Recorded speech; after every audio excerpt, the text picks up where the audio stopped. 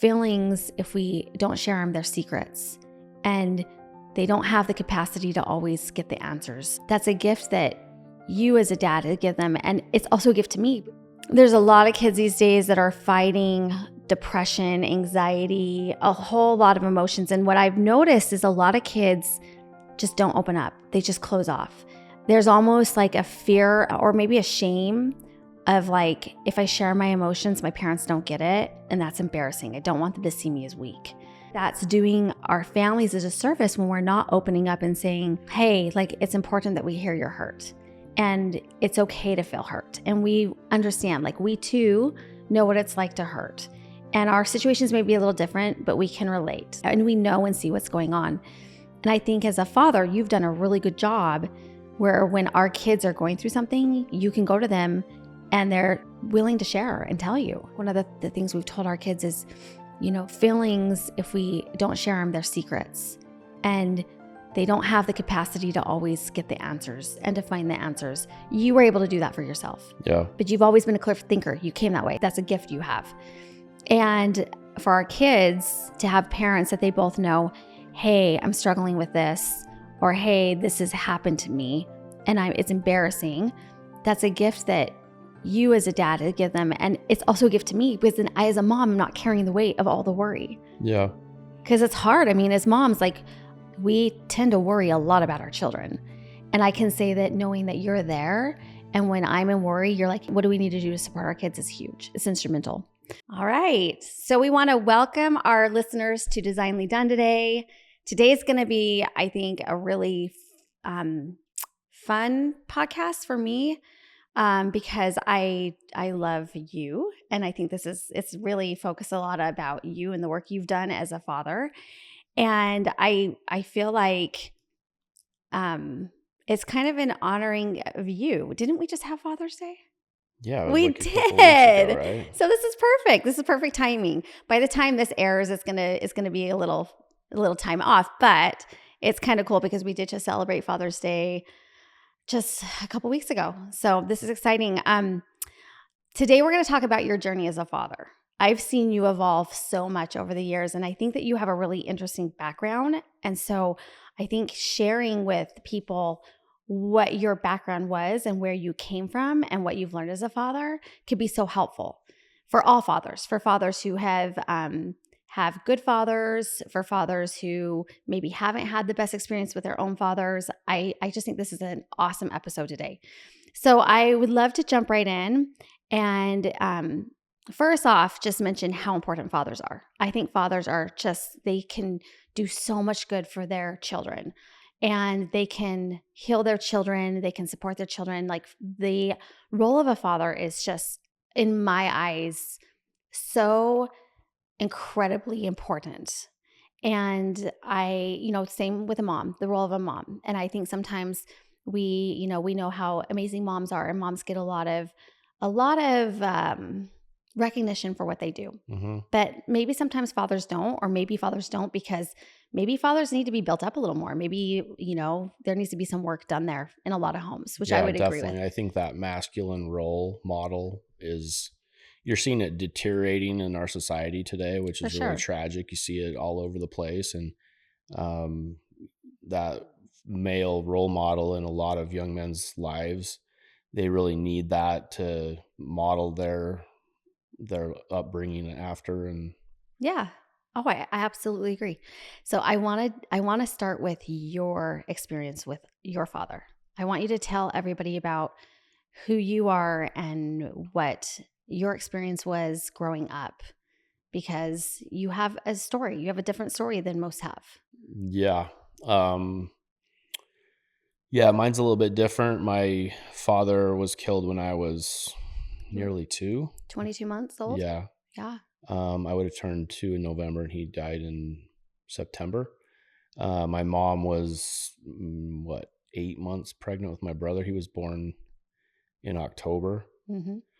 So, it was, I don't remember my dad at all growing up. It was, mostly grandparents and aunts and uncles. My mom's family all lived real close to us in Springville, and we were in Provo, and we just lived up the street from my dad's parents. And so grandpa stepped in, and it was interesting though, that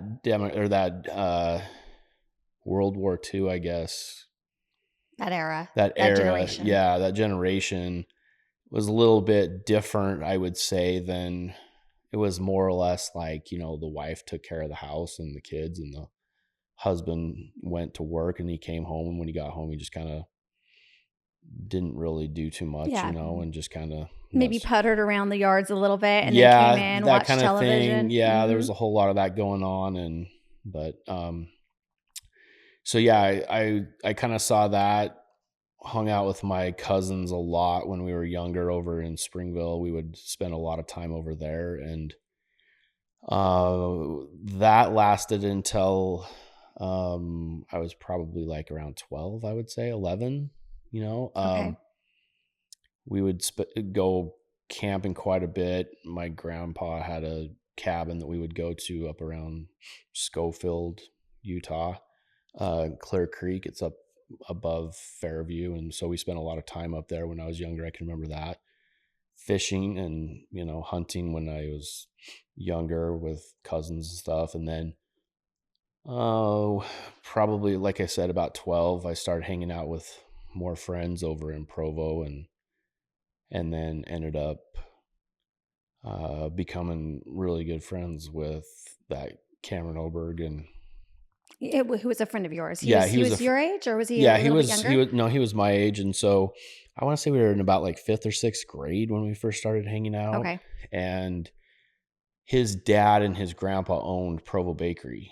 Right. And so I didn't know anything about baking or what they did. And so Cameron's like, "Hey, you want to come with me?" And I was like, "Where are we going?" He's like, "Well, we're going to sleep over, but then we're going to get up at like 2 a.m. and we're going to go to the bakery." And I'm like, 2 a.m? I'm like, "What to what?" And he's like, "To bake." And so we ended up like going with his dad at like 2 a.m. to like down to Provo Bakery, and they would start making Danish and first, and then they would go into bread and donuts and everything else. And we were done by about like 10 o'clock in the Right. first, so So like this experience then evolved into what with the Obergs and with Kevin Oberg, who's the dad? yeah. And so he just kind of drugged me around like I was just one of, his His kids. And boys. so Hmm. it was like, once we were done at the bakery, then it was like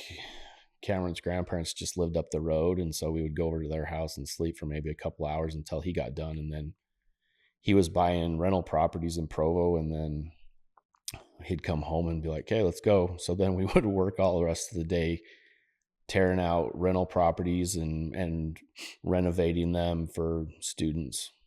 Right.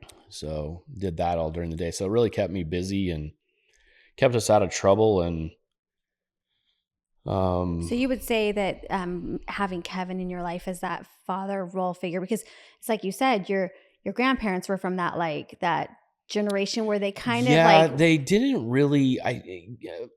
they were there, but they weren't like We spent a lot of time. involved. Yeah, we spent a lot of time. I remember younger going to California a lot, and so I think we might have been going out there like maybe 3 or 4 times a year. Okay. And so Disneyland, all that kind of stuff. And Yeah. I remember, that type of a thing. My grandpa was more or less though like, "Okay, I'm driving you out there," and then just kind of, Yeah. "Now you're here, go do whatever you want" type thing. And he kind of, he didn't really, I don't remember him ever going into the park or doing any of that kind of stuff. It Yeah. was more or less just kind of, you know, But with Kevin, what was the difference, would you say, between he was more Kevin? hands on. So it was like they hunted a lot and camped a lot and did all that kind of thing. And so we did quite a bit of those. Yeah. And when you say we, it's you and your brother. Yeah, Chad would come with us, and Yeah. then Cameron and Kevin. And so we were pheasant hunting and duck hunting and Fun. So fun. deer hunting and all those different hunts up in Utah. And so we did quite a bit of that, and they would camp a lot. So we were always going up like Payson Canyon and Right. camping. And So it sounds to me like even though you didn't have a father, you were taken care of. You had people to take care of you. mhm. But if you looking back, could share something about what you did lack or what you felt you did lack in without a father, what would that be? I think the biggest thing now that we've had kids and kids leaving the house, and I think that a father has the perspective to kind of guide their children Hmm. through troubled waters, I guess, if you will, kind of like a guide would. Um, and so when you're younger, you just don't know, Yeah. you're having, I just remember that there, it was about when I was about 13 or 14, I had this epiphany. It was like, unless you figure this out for yourself, nobody else is going to do this for you. So it was kind of, I went into like problem solving mode and kind of like trying to like Oh, figure yeah. things out. And so when you have a father figure in the home and they're teaching different things, to a son, then it's somebody that can step in and help them to where they're so much more ahead, I believe, because they can kind of guide them through, hey, don't do this or don't do that. That doesn't work. I've already tried this, trial and error, Hmm. and kind of closes the gap, I guess, on the instead of Right. going down one pathway, that's not going to go to Right. someplace. And so I think there was a lot of that where, oh, I guess I'll try this or I'll try that, and kind of just figuring it out for yourself. I would say that's true watching you over the years. Like you're incredible at problem solving. But I would say, and we've talked about this, I feel like you were kind of forced to grow up sooner than most kids. Yeah, I think that early teens, like that's kind of when I had that like aha moment. Like I was like, oh, I'm gonna have to just figure this out, and Yeah, because although Kevin was a huge part of your life, he wasn't your dad. So no. like that role only went so far. It could only go so far. Yeah, Wouldn't you say? it only went so far, and it was he stepped in and like I said, he treated me like he was one of his own kids. And so work ethic, I would have to say, came from him and the Absolutely. Obergs. And so I picked up that from them. And he was always, a problem solver, and he was always the first one to go and help somebody. So Which are all skills you've had. So isn't that interesting? Like you didn't have your own dad, but you did have somebody who I think really helped shape a lot of who you were. yeah. Wouldn't you say? Oh, for sure. Yeah. And I think having heard stories about your father from your mom specifically, maybe some from your aunt Kathy, what are some of the things that you feel like you would have probably gleaned from your dad had he been in your life? Um Maybe more of a sense of humor. You're funny, but I think your yeah. dad was a clown.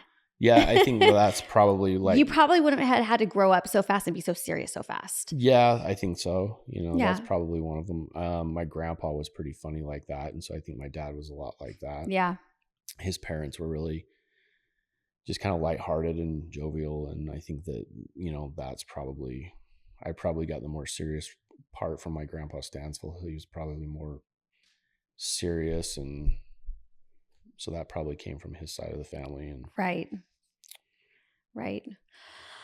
So now looking at the whole, like you become a father. And I think I and maybe correct me if I'm wrong, I feel like coming into this role as a father for you was almost probably a little confusing.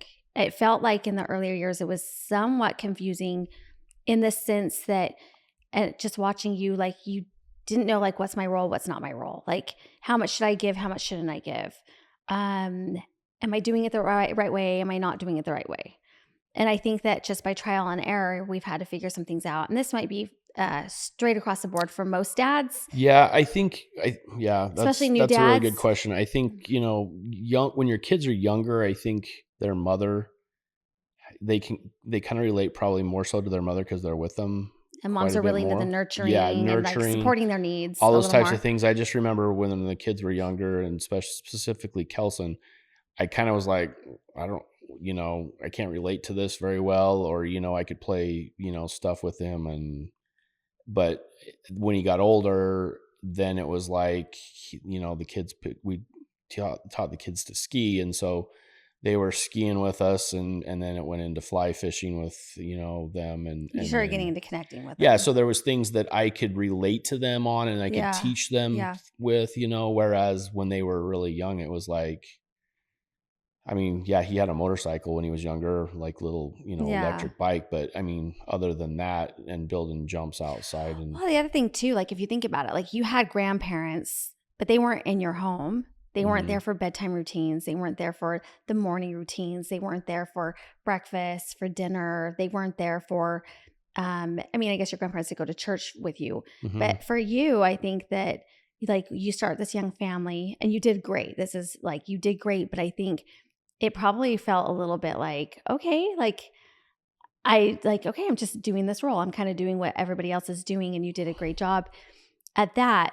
But I do feel like looking back and just through the evolution of our family Mhm. and through the evolution of things, I do think that I've seen a huge, tremendous shift in you over the years in terms of the connection with the kids. And I don't know if that's in part that like you became more comfortable as a father, or if it's just the kids got older and it was easier for you to understand them. I think of both, I Yeah. think the when you've got kids, they don't come with a manual. No, they don't. And each one of them is different for sure. All three of our kids, it's like, Caitlin to Landry, you're like, wow, polar opposites with Well, then like, Kelson, like you throw him in the mix, like yeah. And then you none of throw them are the him in the same. middle. So it's like, Yeah, all three of them are like completely different. I can probably relate the most to Caitlin because her personality is more so like mine. absolutely.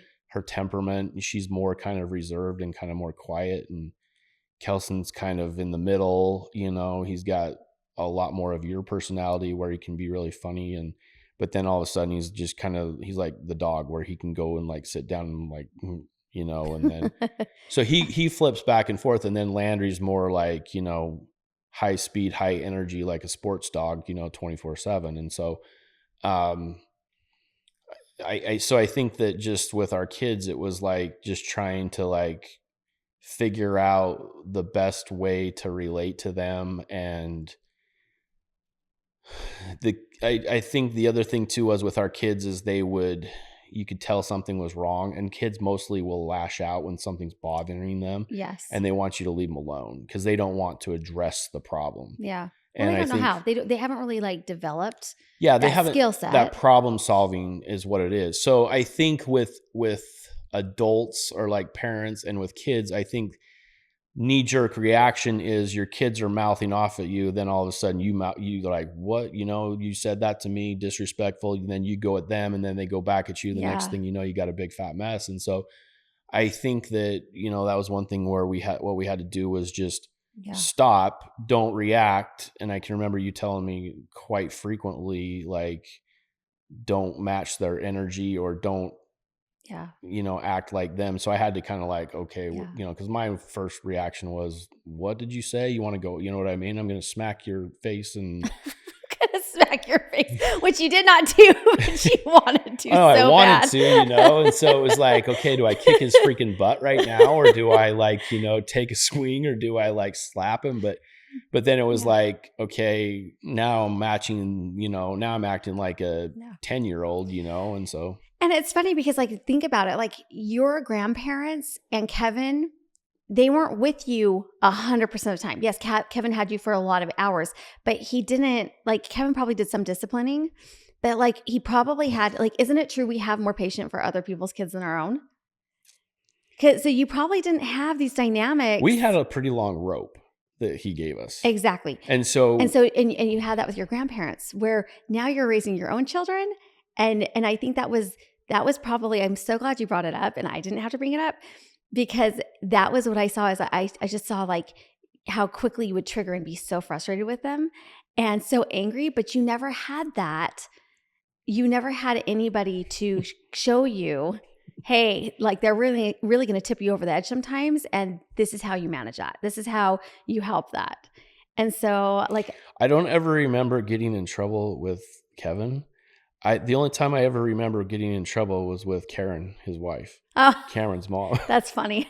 And that was because she was the primary president at the time, and they had root beer and dry ice, and we made a dry ice bomb That's right. and shook it So this is up at a church at a activity, church activity. and you threw it up on the And Ramada?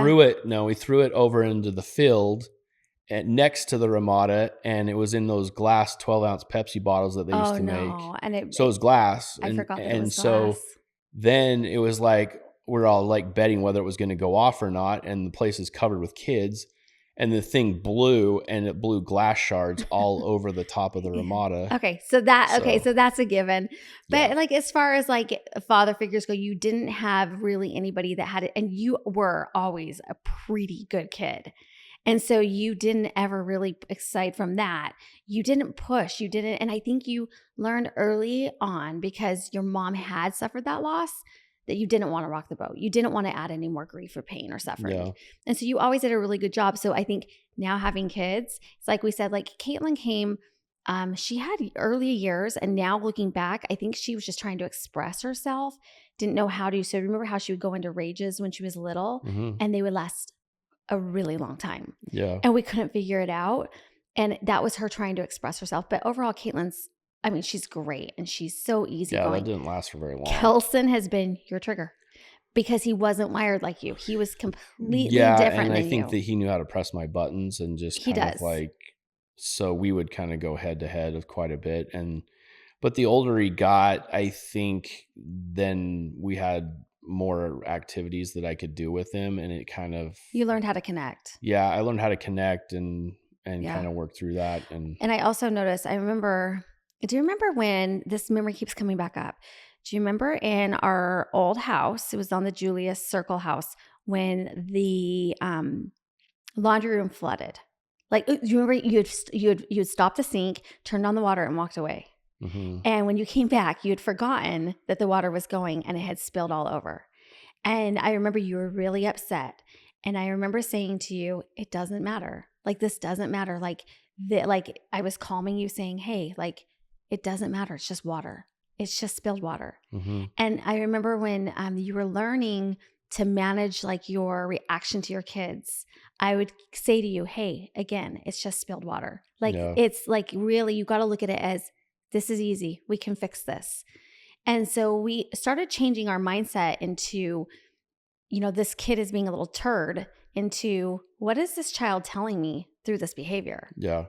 And instead, you started going, whoa, whoa, what's happening here? What's the story behind the scenes? Yeah, and then I think we just kind of opened it up further and further into communication, and Yeah. usually it was like between the kids, like she's bugging me this way or he did this, and they would like, Or even they bring things up like, I feel like you give all your attention to this child, yeah, or hey, I'm struggling with this. And I think that that's been such a gift that you've given your kids to be that safe place where they can start opening up about emotions, about their frustrations, about their needs, all of that. And so a lot of fathers, I think, like if there's any message that I think that you and I would like to give to fathers is, hey, don't be so reactionary. yeah, Sit back and figure out what is being told here.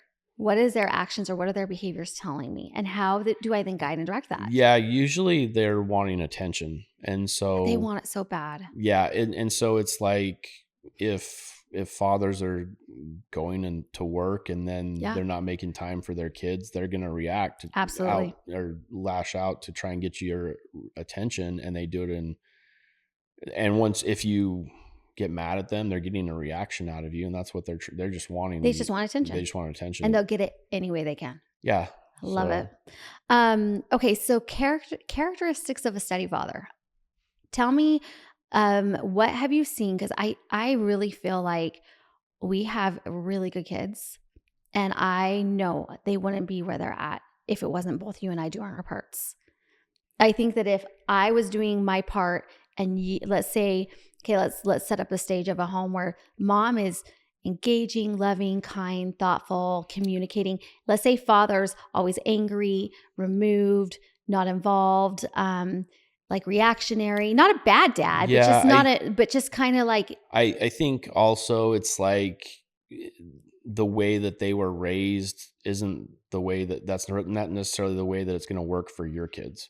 right. And I think things are shifting and evolving in Yeah, general, where our parents are like, we need to be a little more aware of our yeah, our kids generation, Generation X, it was completely like we raised ourselves pretty a much, lot. and Yeah. so it was like we didn't have any sort of like cell phones. Nobody knew where we were. We could kind of go wherever. Our parents had no idea where we That, were and I at. think that was more your raising the mind. My parents had a little more like awareness, Yeah. quite a bit more awareness. I think your mom was so busy with school and she was so drained. Your brother, had some things going on. So your mom, I think for you, especially because you were just a good kid, you kind of had that. Yeah, I still think, like a lot of my peers back then, our parents had no idea where we were at because Yeah. there was no way to track us. Yeah. Now it's like you open your cell phone, you got Live 360 and stuff, and you can see exactly where your kids are and Right. what they're doing, and you can get a hold of them. Whereas unless you were by a landline, that was the only way that you could get a hold of somebody, was at somebody's house, and so then Right. they're just that way. But I think with our kids nowadays, it's like you have to kind of put away those old tactics Hmm. that were used on us, and it's a different world, and they're dealing with different challenges, that we never Oh, had. for we sure. we didn't have cell phones, and we didn't have social media back when we were in high school and when we were in school, and they're dealing with those types of things, that come through the media and pornography that's Well, coming and through not only media. that, And content that makes our kids feel less than, makes them feel like, well, I don't have that. yeah, There's a lot of challenges. There's a lot, and honestly, I think kids have always, been mean, but I think kids are getting a little meaner, just to like stay at the top of the totem pole, yeah, so to speak. And I just think that our kids are dealing with a lot more. Um, so I just think that fathers and mothers like connected and involved makes a huge difference. I feel like there's a lot of kids these days that are fighting depression, anxiety, a whole lot of emotions. And what I've noticed is a lot of kids just don't open up. They just close off.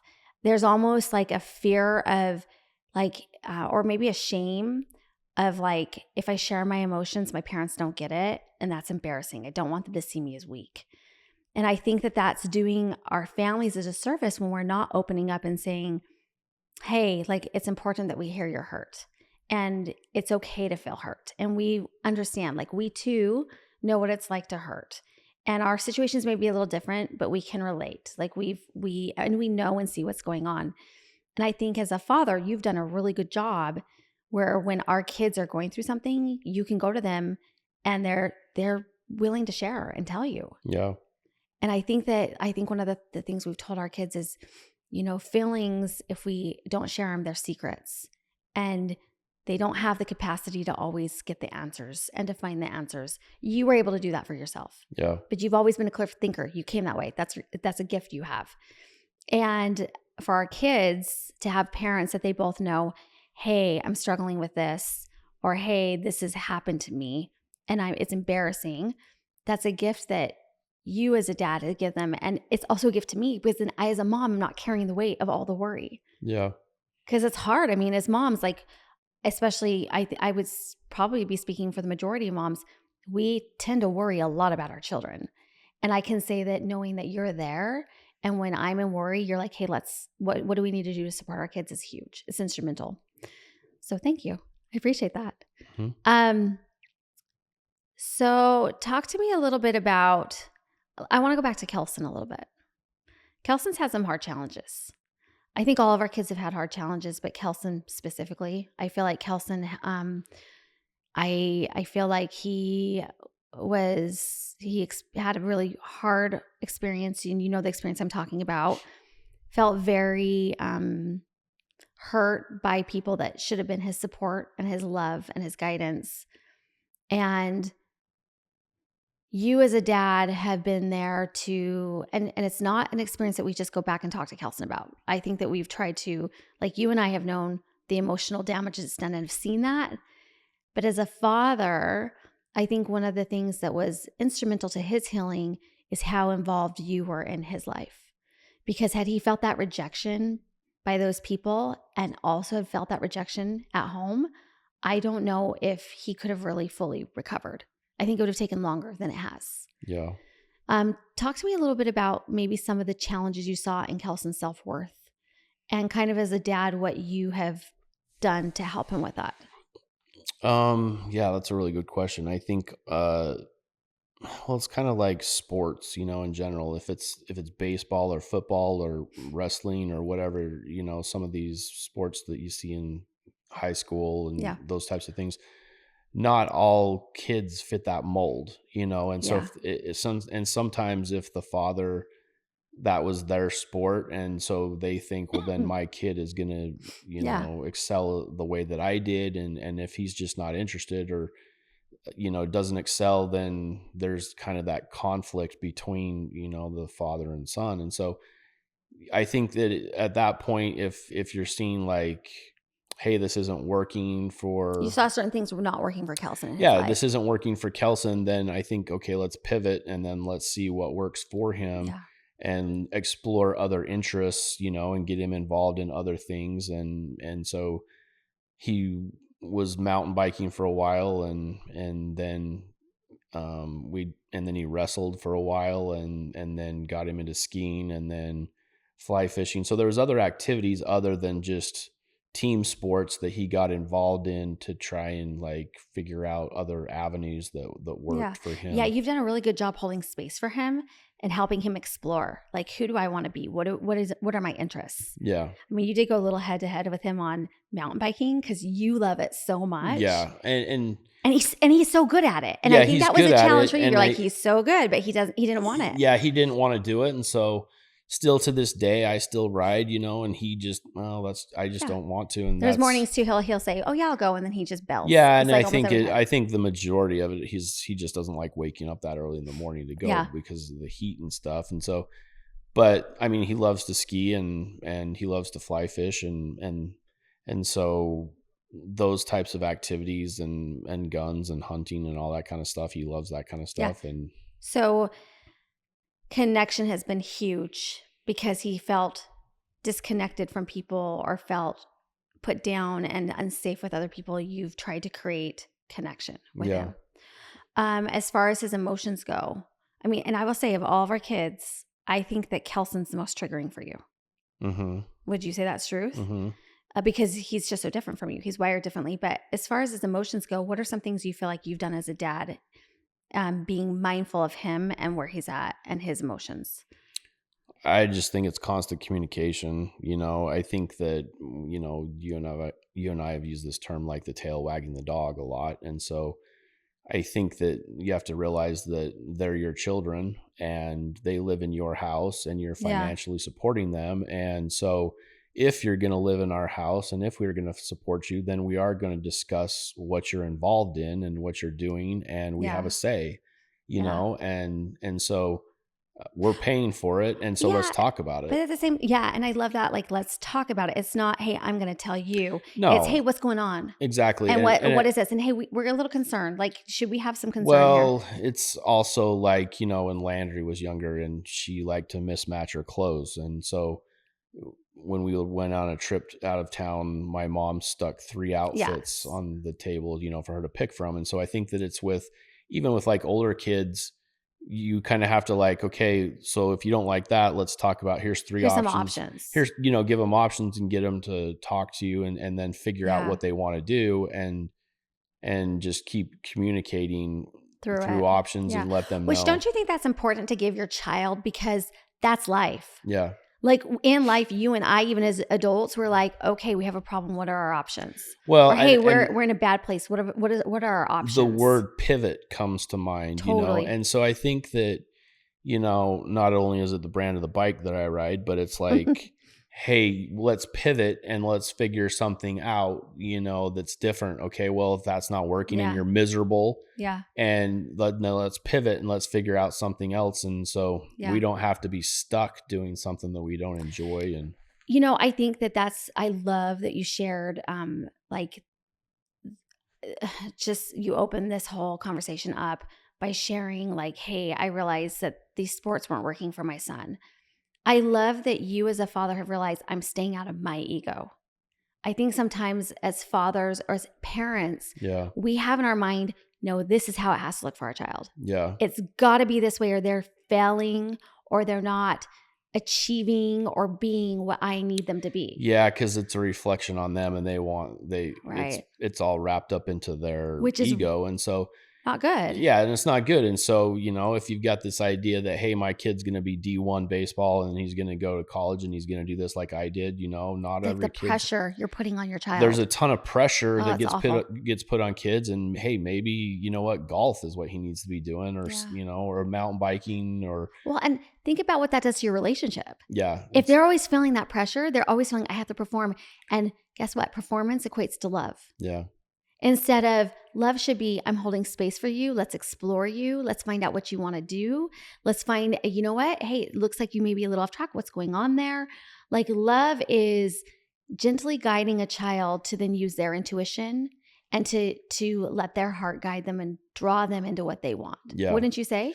Yeah, I think that's probably the best way to put it, is let them use their own intuition and come up with ideas that they want to do, because Yeah. some of the stuff they come up with, you're like, oh, I never thought of that. But if that's Yeah. something you want to explore, then I will help you, because ultimately you have the assets that they need to explore those. Typically Totally. it's Totally. financial assets, Yeah. because And like, cheering them on, and telling them they did a good job. exactly, Yeah. and like with Landry and dance, it's a lot of financial, Yeah.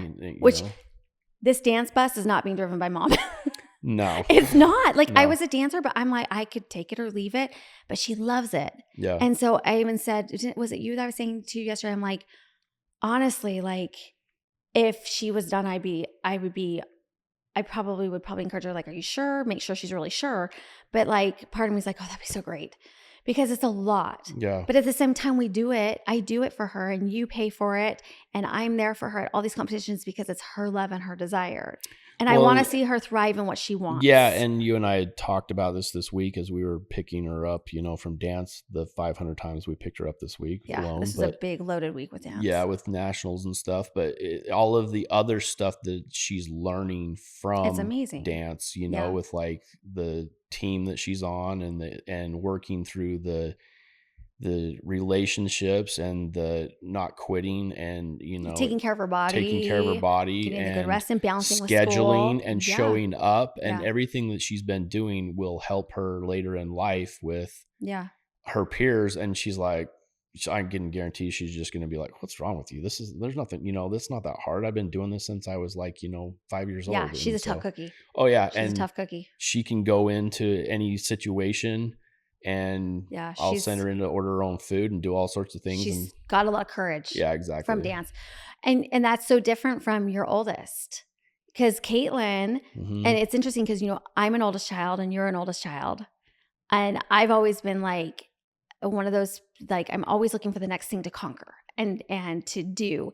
And with Caitlin, she seems to flow a little differently. Yeah. And I think what was interesting for both you and you've been good at guiding me on this because as a mom, like and being that I'm the oldest and I'm a female, I'm like, I don't understand her decisions. Why is she making these? Why are these the decisions she's making? Or why isn't it looking this way or that way?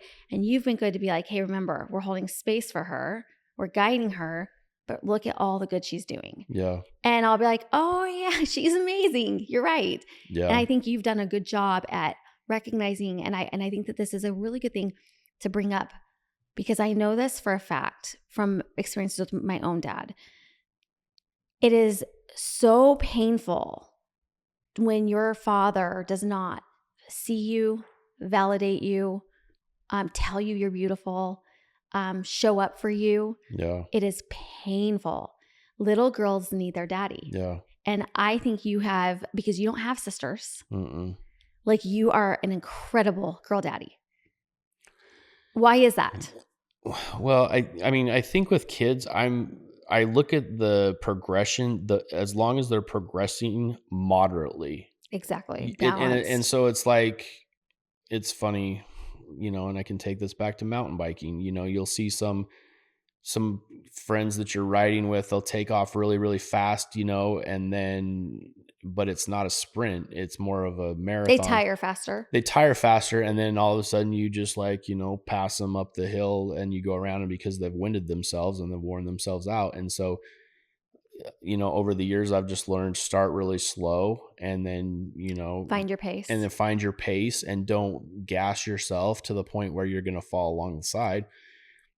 So I think that's true with like parenting and, kids is it's like, as long as they're moderately Yeah. making improvements and getting someplace and not plateauing and okay, all right, you've accomplished this. All right, we're not stopping. You're still going.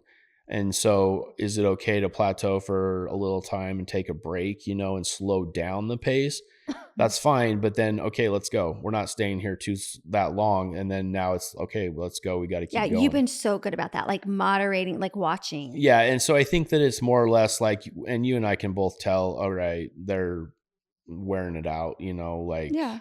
and I think, video games with, Kelson, we've kind of had to lock the Xbox up in the safe for a while, Yeah, and just to it's get him like, back and bounce. Like, hey, yeah, buddy, it's like, okay, you're out of unfortunately, balance. we have to take this away for a while. Yeah, you're out of balance. And We've gotta- okay, once we get other stuff that you're still working on, then you can bring it in and it can Yeah. be moderately used. Yeah. So your girls, you're very tender with the girls, with their feelings and their emotions. I notice, oh my gosh, the one thing I love that you say to our girls, and I think is so good. You'll say things like, you've got this, or you'll say to the girls, like when they come down and they've gotten ready for the day, oh, you look so pretty. Or you'll say things like, oh, I like your hair, or, oh, like you've always been good at complimenting. Oh, or Landry, I love your like $100 nails. Well, I even said that yesterday. I was like, you know what? You're a sweet dad because you pay to let her get her nails done, and that's important to her. Yeah, and I mean that's one that I So- thought that I'd never do. Like go to the nail salon, I'm getting my toes done while I'm watching her get her fingernails done, and I'm like, But yeah, but you're like, what has made you so compassionate towards your daughters? And what in your mind, like, I really feel like when we did talk about this earlier today, when you went with Landry and we took her, we were just in Utah to Tiger Friday. It's a dancewear yeah. shop, and it's like filled with gazillions of dance clothes. And you always find And the it's chair in the amazing corner, how expensive they and are. it's expensive. But Yeah. you sat in that chair, and we're never there for less than an hour and 20 minutes. Yeah. It's always about an hour and 20 minutes. Like what? Well, like and I've had to have that conversation with Kelson, and it's like I when love you've those. got multiple children, and he's like complaining about having to do stuff, and I'm like, I always have to remind him, yeah, but you got to go fly fishing, and you got to float down the river, or you got to go skiing, or you got to Yeah. go do this. I always have to remind him what he got to do. And it has to be an equal playing field for everybody else in the family to feel supported. Yeah. That's her love language, and that's what she likes to do. I love that. I don't understand it, but hey. you are there for it. But if that's what she That's likes, what's amazing. yeah, and if that's what she likes to do, then okay, and Yeah. so, and Caitlin likes to do different things, and so if it's like taking her shopping or like going to lunch or whatever it is that she likes You're to do, so good at it. then it's like spreading it out, Yeah. spreading out your time in moderation as a family. And I think what happens is that specifically fathers, it can be a dangerous, you're getting into dangerous territory when you spend too much time with a son And none in with your male daughters. role figures. And you're like, yeah, but he's my son. And all I do is play, go to baseball with him and, or I take Yeah. him golfing and blah, blah, blah. And that's my role. But you've got to cross over because your daughters are watching that. Right. And when they go to select husbands and they're looking for, like a husband, they're going to look at like what the relationship you had with them. And so Yeah. they can get themselves into a bad situation real fast if that's they the type didn't have of a guy. a healthy dad to Exactly. show the way. And if Love they'll that. find some husband that or some guy that's like selfish and all about himself because that's what they saw with their father, and they're gonna mirror that. Yeah. Oh, I love that. No, you've done such a good job at that. I feel like our kids, and and when I say I just got chills. All of our kids know dad loves them. Like they all feel that. And I think it's so cute. I didn't have a dad when I was away at school. He never called me. He didn't call to check in. And it's so cute because you race to try to get to Caitlin before I do every day. Mhm. And it's become a game between you and I, like, who gets to talk to Caitlin first. And we get so excited when we win Yeah. because, like, they're so important to us. And I think that there's something to be said about feeling important to your parents. Yeah. Not important in the way that that we need them. Like, I don't need my kids to take care of me or to fix me. I don't need that. And they don't want to feel important because we're over needing them. And that's kind of that's been my role. As I've always felt like if I'm taking care of my parents, I'm important. But to just be important just because you're a kid, just because you're their kid, and just important, like, hey, I just want to be with you and spend time with you and Well, talk to when you. your kids start to leave the house, we've got one that's gone and another one that's leaving next month. And so once your kids start to leave the house, they're adults, they do their own thing, And you want them and you're to. gonna realize real fast, like, okay, do they want to spend time with me Yeah. now that it's like an option and it's Yeah. not mandatory? And do they come back? And if you've spent enough time with them and let them know that they're important before they leave, then They're they're going to gonna come want. back. And so Yeah. the last thing you want is like all your kids are gone and then you're like in just the house with your spouse Yeah. and your kids don't want to be around You you. don't want your kids to grow up with the idea that I'm only important when I'm fulfilling a certain role for my parents or when I'm fitting the mold that my parents have made for me. You want to come back because my parents made me feel heard, validated, seen, supported, loved. They just are excited to be with me. And it's really cute. When we were in Utah, going back to that, I remember Caitlin spent a lot of time with us this last trip because fortunately she didn't have work. Hmm. Her scheduling worked out perfect. So we had 3 straight days with her. And you turned to Caitlin and you said, "Hey, are you getting sick of us yet?" And she's like, "No, not at all." Yeah. And you asked, "Do you like spending time with us?" And she's like, "Yeah, I love spending time with you." And I remember I was in the front seat and I just got this grin on my face because I'm that means everything. Yeah. That means everything. Yeah. I think that with your kids on trips and like you have to ask them what they want to do and then just spend time with like Make everybody important. yeah, like the Tiger Friday, dance where Yeah. it's like, okay, and I can see the look on Kelson's face, just rolling his eyes, but I'm like, I just give him a look like, just shut your mouth, and he knows like, Yeah. Like everybody gets a chance. yeah, because it's Yeah. like, hey, the door swings both ways, bro. It's like, Yeah. you really think I want to go down and buy a truck or, fill your truck or do whatever, for you. Yeah. So I think he knows like, Yeah. hey, this is like, it's spinning all the way around throughout the whole Yeah. family. So, Okay. So if we could like recap this whole episode, I think what we like, some of the things that we know for a fact are important with fathers are communication, mhm.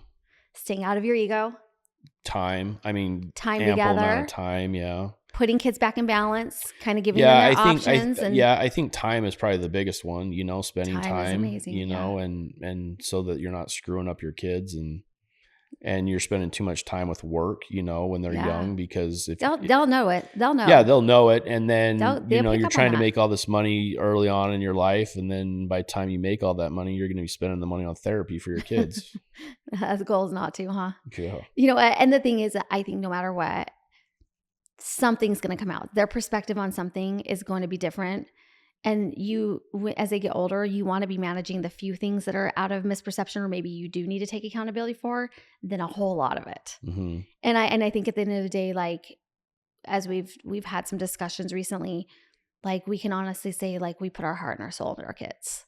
And there have been times where we've been a little off balance, or we've been a little distracted by some really, difficult things that maybe take us away. But overall, we're always checking in and always trying to go back to that. And I've seen so much growth in you as a father, with Kelson specifically, with like being anxious and angry at first. Like, I think that was probably when they become little stinkers around 11, 12, 13. Mm-hmm. Wouldn't you say? It's about that. I think each one of our kids, they're starting to like shift hormonally.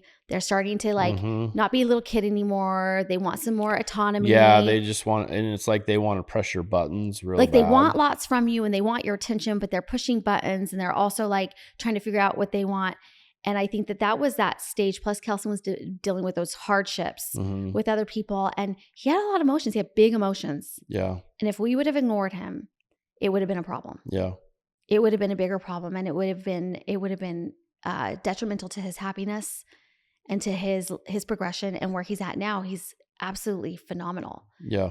I mean, we were with him yesterday, and he was just so happy. We took a picture, and it was the sweetest thing because I posted it, and Caitlin messaged back and said, "Mom, he's so happy." Mm-hmm. And Caitlin's even over the years, watched her brother and said, "Mom, I'm worried about Kelson. Mom, I'm scared." I'm like, "I know, Dad and I have this. Yeah. Dad and I have been talking about it." And it's just such a blessing because I think parents can do a marvelous amount of work and healing in their homes. But it's going to take both mom and dad to do that work. Yeah, that's true.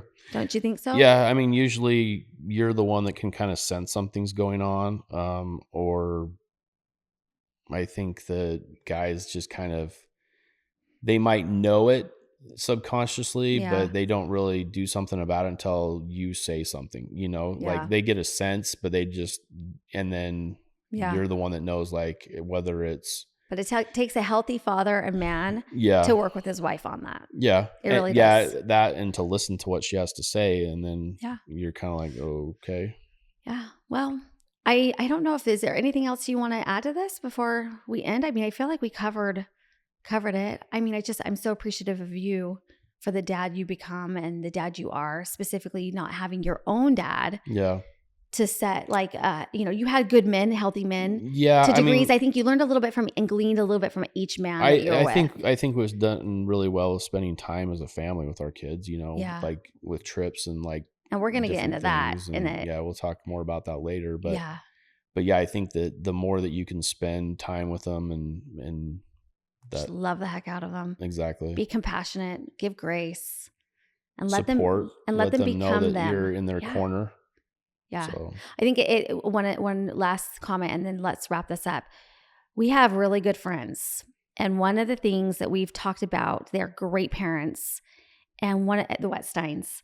And one of the things that we have talked about, and we did this recently at a dinner, the question was asked, especially as children become adults, how much do you tell your children, or how much advice do you give them?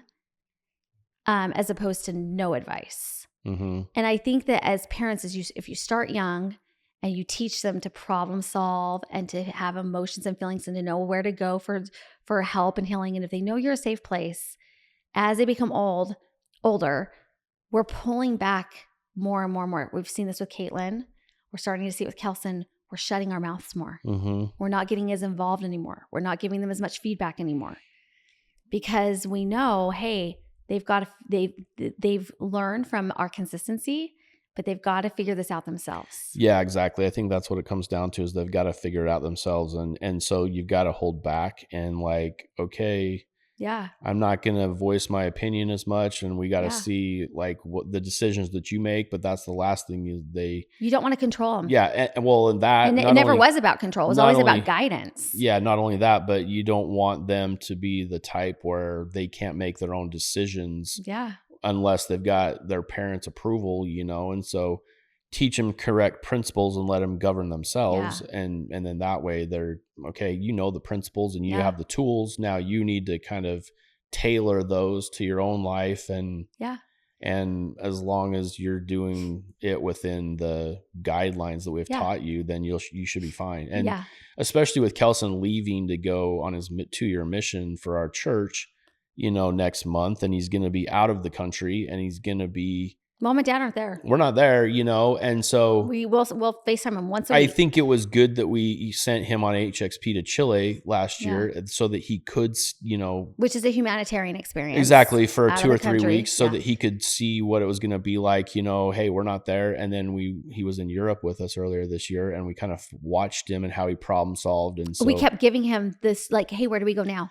How do we get there? Yeah. What should we do for dinner, Kelson? Exactly. Yeah. So that he could think for himself and he could problem solve. Build confidence in him. Yeah, exactly. To where it's like he can rely upon his own instincts and intuition. And if you can teach your kids to rely upon their own intuition, Yeah. and the things that you've taught them to where they can draw upon those tools, Yeah. then they can do it themselves. And it does come to mind, like, I am feminine, you're masculine. I have feminine energy, you have masculine energy. Mm-hmm.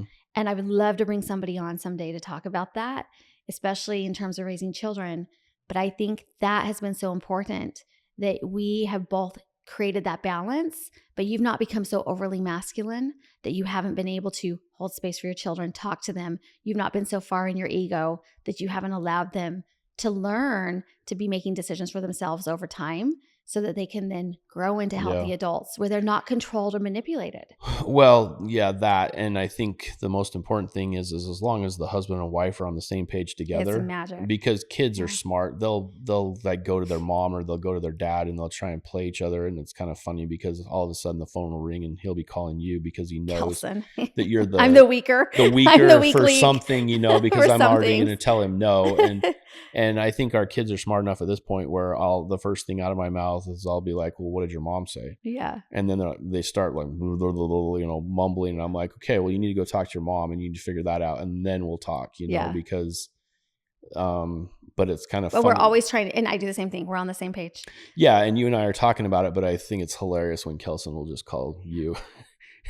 when I see the phone ring, I'm like, oh, That's yeah. a given. Okay, because you already know your dad's going to Yeah. say no, so now he's trying you, so Yeah. it's like, I can't speak for single fathers because you can't speak for single fathers, but I will say in a marriage that one of the best things a man can do is get on the same page with his wife and respect his wife and love his wife and show that. And you've done an amazing job. And I'm just so grateful. I think that wraps up today's episode. I think children deserve so much from parents. As adults, we get so busy. We're dealing with a lot of stuff. But these children come so special and they're so unique. And I think that that's been a blessing in our lives, is to see our children all develop differently because we've honored that. Yeah. And because we haven't said, hey, you have to be a cookie cutter. But they've all turned out to be excellent people as a result. Yeah, for sure. And it takes a lot of hard work and it takes a good father.